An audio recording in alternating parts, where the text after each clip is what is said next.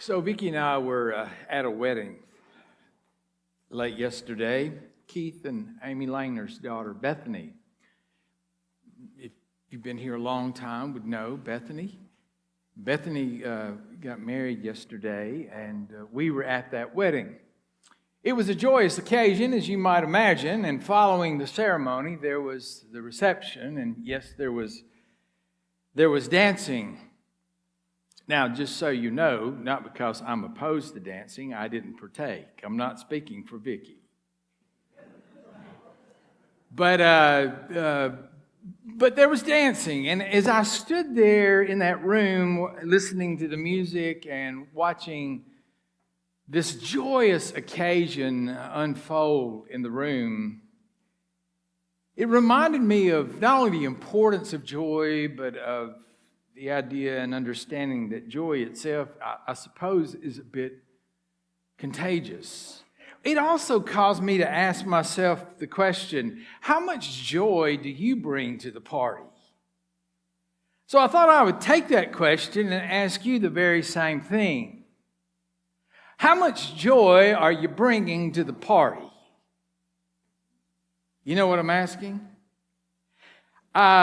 We all carry a particular personal presence. Moltmann, the theologian, said it this way: every life radiates its own atmosphere. So let me ask you again this morning, how much joy radiates from your life? How much joy are you bringing to the table? How much joy are you bringing to life? Now, you might respond, I might respond, well, it kind of depends on maybe the day, or the circumstance, or the weather, or my health, or the finances, or the relationships of my life. It all is it's circumstantial, don't you think? That joy is something we aspire to. It's something we all want to experience. But in reality, most of us, I suppose, assume that joy is something that is, well, it's hard to lay hold of and live with in your life. And so circumstances often sort of rule our understanding. I understand. I get it. I do. I see. You know what? There are those. I've met some people in this world. There are those who seem to learn how to transcend even adverse circumstances. When it comes to joy, I've met people like this who they're not ignoring the challenges of their life. They're not ignoring the seriousness of the moment, but underneath all of it, there was still this sense of joy. They seem to refuse to allow things they cannot control to control them. They seem to stay centered and focused, even in adverse circumstances, often exhibiting a spirit of peace or gratitude or joy, and it gets lived out. And I so admire that. I so aspire to that in my own life. Don't you? And the real question, I suppose, would be, how in the world, how can one ever reach that in life? I mean, that's the question, right? How do we learn to choose joy? Can it be chosen? Especially when things are hard, when life lands you in some difficult circumstance. How in the world can you choose joy? Viktor Frankl, an Austrian psychiatrist, he introduced the concept of space, the space between stimulus and response. He introduced that idea in a little book called Man's Search for Meaning. Frankl's understanding of this space was deeply rooted out of his own personal experiences during World War II, when he spent time in the Nazi concentration camps. This is what he said. Listen carefully, because I want to unpack this. I want us to really unpack this spiritually together on this day. He said it this way: between stimulus and response, there is a space. In that space is our power to choose our response. And in our response lies our growth and our freedom. Now, Frankel's insights into that space between that were shaped by his own experience, living through unbelievable experiences in the concentration camps that he endured. In the middle of all of the suffering and the anxiety and the brutality that he witnessed and sometimes experienced, he realized that in that circumstance, he could not control what the soldiers would do to him in that prison. He could not control that. He did not know what the outcome of this moment would be for him. But he discovered inwardly that there was a space that the Nazis could not control, and it was his ability to choose how to respond in that. Well, I don't know about you, but that's pretty amazing to me that a man would go through such a difficult experience and come out of that experience with that observation, with that insight. By the way, he's still very much, Frankel's book is still a classic, and I would encourage you to read it if you've never read it. But his influence is still with us. I don't know, maybe you've heard, I know, Lavelle, you have, Stephen Covey, in that book, The 7 Habits of Highly Effective People. Covey actually takes what Frankel was teaching and creates in habit 1 the understanding of what it means to be proactive. The habit that emphasizes the proactive nature and opportunity that we have by taking control of our lives and making choices based on principles rather than being reactive to the circumstances around us. And maybe you've read that book as well. I suppose you have. But I'm telling you, that idea is powerful, and it can really shape our lives in positive ways if we will allow it.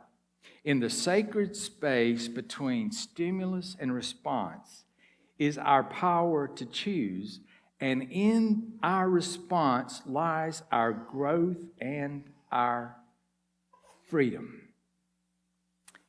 Long before Frankel or Covey, there was this man named Paul, an apostle. He was on his own journey in his own life of faith. He had at one time been someone who persecuted Christians, but he had seen Christ on that road, and his life changed, literally changed. You know this story very well. And he became someone who began to preach the gospel of Jesus Christ. He's now in prison for that same preaching. He's in prison, and out of prison and out of that experience, he writes this beautiful letter to the Philippians that we are looking at this month. In this passage that I read for you earlier, Paul paints this vivid picture of choosing joy despite the circumstances.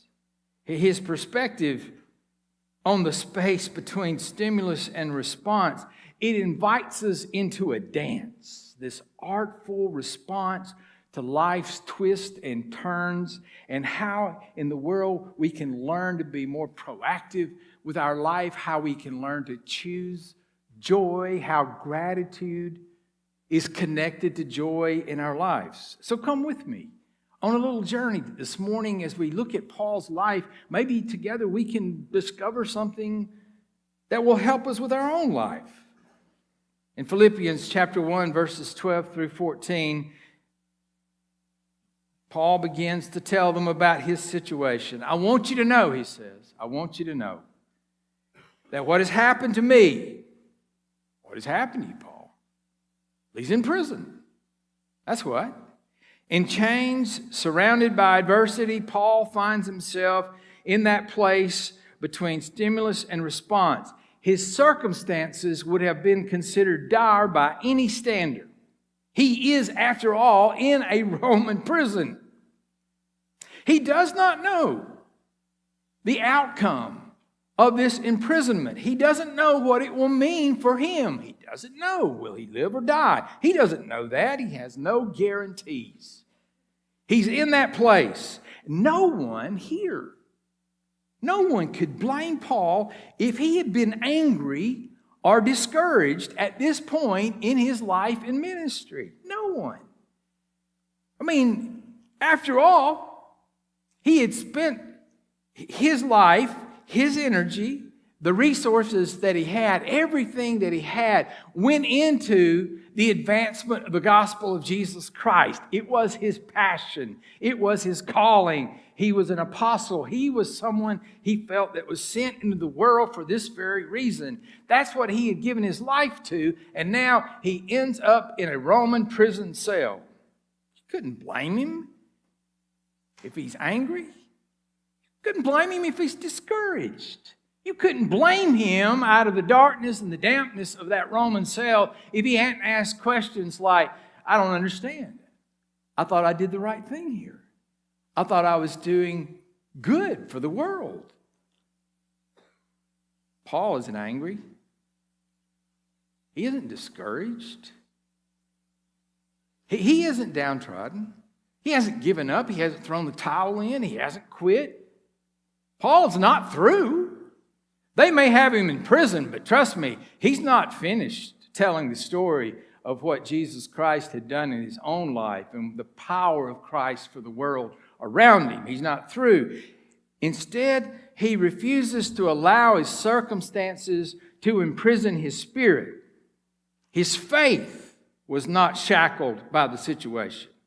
With a heart of gratitude and a spirit of joy, Paul wrote to his friends in Philippi, and he writes this: what has happened, he says, to me has actually helped to spread the gospel. Listen to the words. Paul recognizes that in this space lies the potential for good. Being in a Roman prison is not good. And not knowing your outcome, that is a place of anxiety.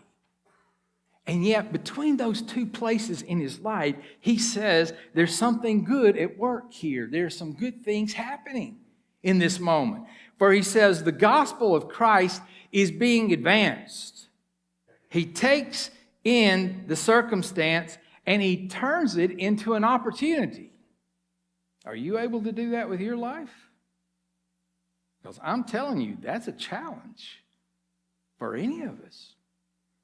We do not know with certainty if Paul was in Rome. We know for a fact he was in prison, more than likely in Rome. And this is the way it works. This is how Paul was able to turn this circumstance into an opportunity. He writes to them, so what's happened to me has actually resulted in the progress of the gospel, so that it has become known throughout the whole imperial guard and to everyone else that my imprisonment is for Christ. I want you to listen. He mentions the Praetorian Guard. Those are the soldiers that were assigned to stand guard at the palace, or these days like an embassy. That was their job. If Paul's in Rome, more than likely he was, then this would have referred to the guard stationed at the governor's palace. The very people who are guarding him also have responsibility for the palace. And we know that Paul would have been guarded around the clock. We know this much about that situation. He was given access to visitors. He could write letters. He could receive letters. That was about the extent of it. But the soldiers would have been on a 4-hour shift. Paul writes that out of that circumstance, the whole palace guard now knows that he is in chains for Christ. Do you understand what Paul's saying in the letter to his friends? Don't worry about it, friends. It looks dark. It's not a good thing, but I'm telling you, God's doing some good things out of this circumstance, and I'm making the best I can out of it, because every guard that has stood guard at my prison cell now knows about the cause of Jesus Christ in the world. He's preaching out of prison. They put him in prison for preaching, and he's still preaching. And he's preaching to the very people who are guarding him for doing that very thing. Paul has learned how to flip a situation on its head. He's learning how to look for the good even in the middle of something that most people would have considered bad. He's looking for that. And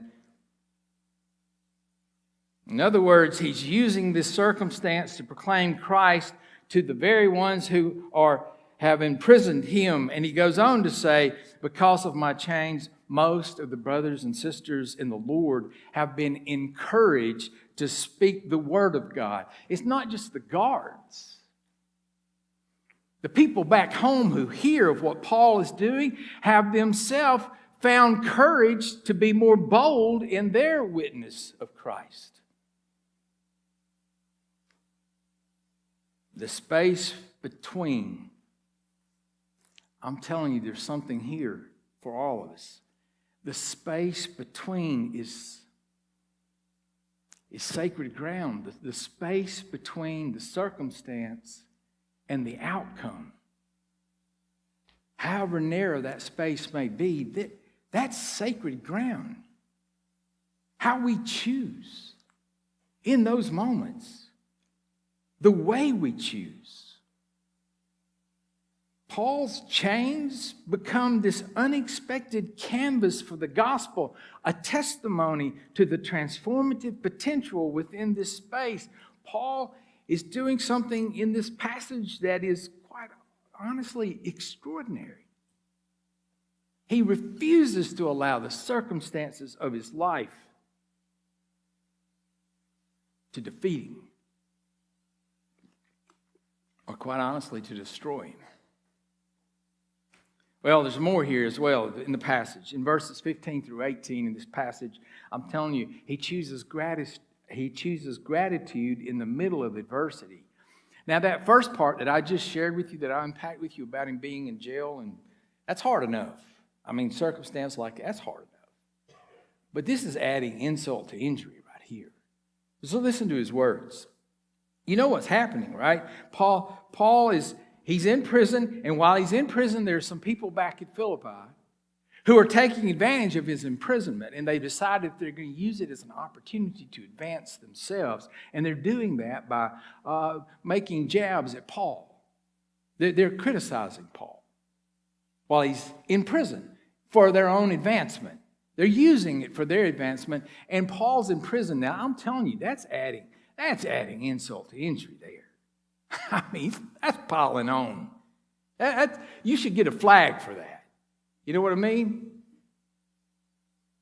Paul's ability to choose joy is not confined by circumstance. Even when other people are preaching out of envy and rivalry, he is steadfast in his approach. He chooses gratitude over resentment. He recognizes that God's purposes can transcend even human motives. It would have been very easy for Paul to have grown resentful and angry at those taking advantages of the circumstance. It's one thing to be in prison, but then to have people try and stir up trouble for him, trying to undermine his work. I wouldn't blame Paul. Personally, I'm just saying, I wouldn't. Maybe you would. I wouldn't blame Paul for blowing up in anger. Or becoming frustrated at the whole thing. You probably wouldn't want to read the letter I would write initially in a moment like that. I don't know about you. Like, what's going on back there? Why are you doing this? Paul doesn't do that. Paul makes a different choice between the circumstance and the outcome. Paul is going to make a different choice. It's so easy, though, for us to allow circumstances simply to rob us of gratitude or joy, any sense of it. It may be an overwhelming circumstance that you find yourself in, and it's just difficult for you to see beyond that immediate situation. And it's challenging in a moment like that to cultivate gratitude. I understand that. And to be honest, for some of us, the challenge and real difficulty is over our own mindset. We allow fear or anger or negativity or grief or whatever it is, these internal struggles, and it makes it challenging to focus on any positive aspect of life, especially in the arena of practicing gratitude. How do you practice gratitude in a world like this? And there are other things that we are challenged with, like comparison, the tendency to compare your situation with someone else's, and they appear to have it better than you do, and well, it leads you to feel like you're somehow measuring up, and you end up resentful. Or maybe there's an injustice, a perceived injustice, and you feel like you're experiencing a sense of unfairness or injustice, and it makes it difficult for you to find any reason at all to be grateful about. I mean, what is there anything to be? Why would you want to be grateful in a world like this? I just want you to know, though, I wouldn't blame Paul I wouldn't criticize him for blowing up in anger or blaming others for his difficulties in this moment. I wouldn't, but I want you to listen to what he does. He said, some proclaim Christ from envy and rivalry, but others from goodwill. How do you know this, Paul? You're in prison. He knows it because someone's either written this to him or they've come to him in prison and told him what's going on in Philippi. These proclaim Christ out of love, he says. The ones who are doing this out of goodwill, they're proclaiming Christ out of love, knowing that I've been put here for the defense of the gospel. Others that are proclaiming Christ out of selfish ambition, not sincerely, but intending to increase my suffering in my imprisonment. And in that moment, if you were listening, if you were at the little church at Philippi where this would have been read for the first time back to the congregation, you would have held your breath thinking, I wonder what he's going to write next. And he says, what does it matter? What does it matter? Because at the end of the day, Christ is still being proclaimed in every way, whether out of false motives or true. And in that, he says, I choose to rejoice. Wow. Paul chose gratitude. And gratitude fueled joy in his life. He writes, I rejoice. But you almost want to go, what's wrong with you, Paul? You're rejoicing over the fact that some people are actually taking advantage of your situation. No, he says, you're not looking high enough, he says. You got to go above it. You got to get above that to see that actually the more important thing that's happening here is that Jesus Christ is being proclaimed in the world. And in that, I will rejoice in that, he says. Choosing gratitude, I'm telling you, in adversity, it is a spiritual discipline. It's a conscious decision to focus on the good, allowing us to see beyond the immediate challenges and recognize God's hand at work. Easier said than done, I suppose. One other thing, that's what you've been waiting on, and we'll quit. I know how it goes. Verses 19 through 21, this is the thing that really, as I work and live with this passage this past week, I'm telling you, I don't know how many times I've read this passage, but this is the one almost baffles me. In the face of uncertainty, Paul makes this profound declaration. For me to live is Christ, and to die is gain. His circumstance was that he was in a prison cell. His outcome was unknown.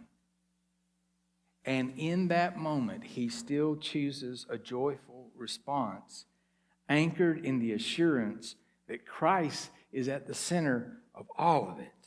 Paul's joy is not contingent on outcomes, but on the relationship that he has with Jesus Christ. This may be the hardest lesson of all for any of us in our life, learning to live with uncertainty, not knowing how it will turn out, living in the in-between. I know, I get it. We want the answers. I want the answers. We want to know what the outcome will be. We want certainty. That's what we want. Instead, we find ourselves in the moment of uncertainty, and that was Paul's circumstance. He's in prison. He's awaiting trial. He doesn't know the outcome. And Paul, he's not naive. It's not that. He's not naive about his situation. He knows. He knows. He may face death. That's a reality, something he may face. The other option is he may be set free. It's unclear at the moment how this will play out in his life. And yet it is in this moment that he writes this famous declaration of faith. Listen to the words. Yes, he says, yes, I will rejoice. For I know that through your prayers and the help of the Spirit of Jesus Christ, this will turn out for my salvation. It is my eager expectation and hope that I will not be put to shame in any way, but that by my speaking with all boldness, Christ will be exalted now as always in my body, whether by life or by death. For me to live is Christ, and to die is gain. That's a strong way to live. Let me tell you about someone like this. Life can't beat or break a person like that. Life can be hard. Boy, there can be some hard things that happen, and there are struggles, and you get turned upside down sometimes. You get bruised, and life can be hard. But when you have this conviction in your heart of hearts, the way Paul lived his life, I'm telling you, I believe that to be the source of his own gratitude and joy was that he found it in Jesus Christ, and it was out of that he found strength, that he could rise not just above the circumstance, because he's living in the middle of it. He's in the middle of this. But he's discovered a space somewhere between circumstance and outcome where he's no longer going to be so worried about the circumstance and not going to be so anxious about the outcome, that in the moment, this space that he's in, he is going to choose gratitude, and out of gratitude he's going to find joy, and he is going to share that joy with others.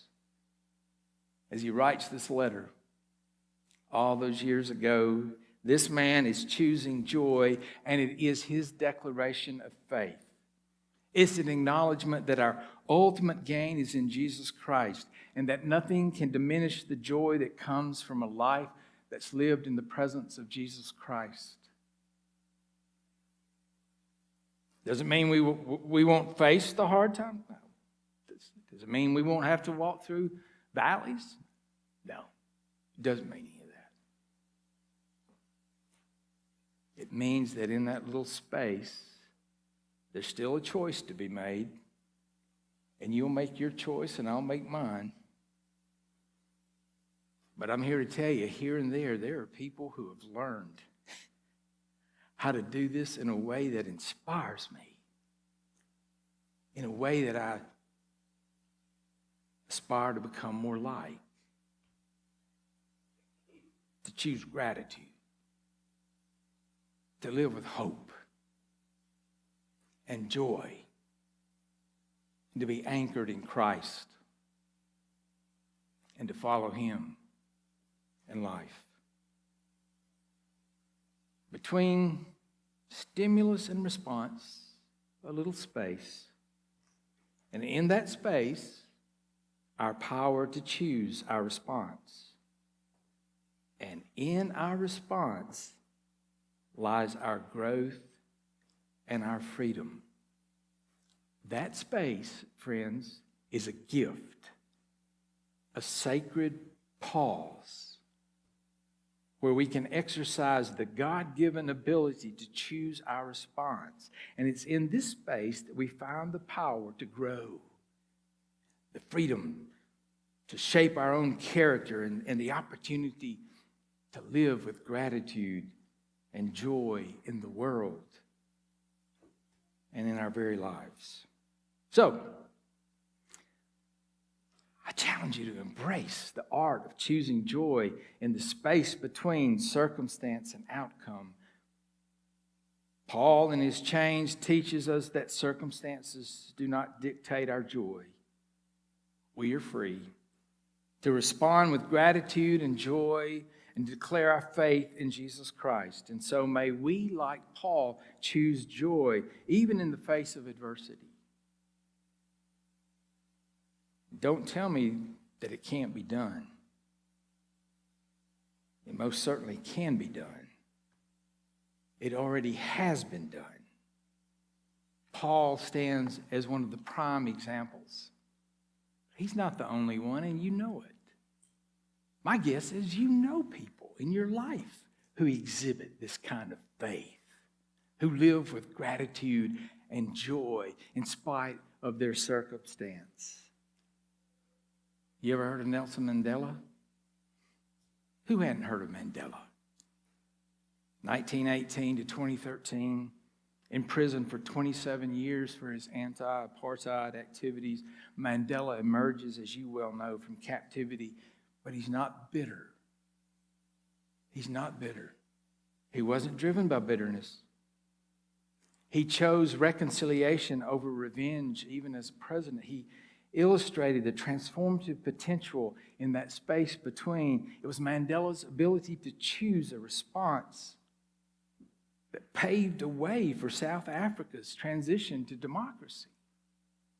Don't tell me it can't be done in this world. It can be done. Helen Keller, you ever heard of her?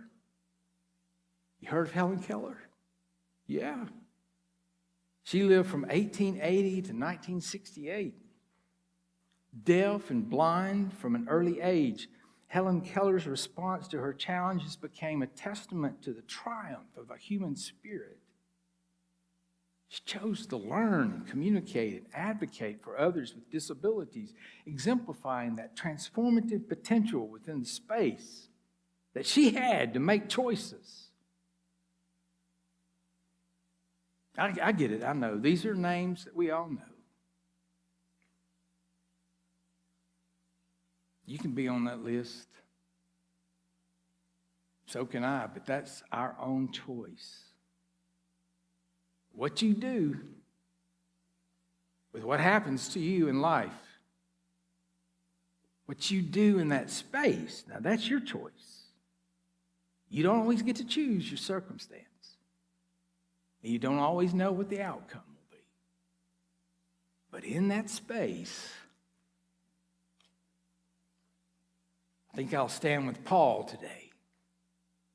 I think I'll strive to choose gratitude and joy. I think I'll try to anchor my life more in Christ and find ways in which to share the gospel, the good news, to all the world. May each of us make those choices.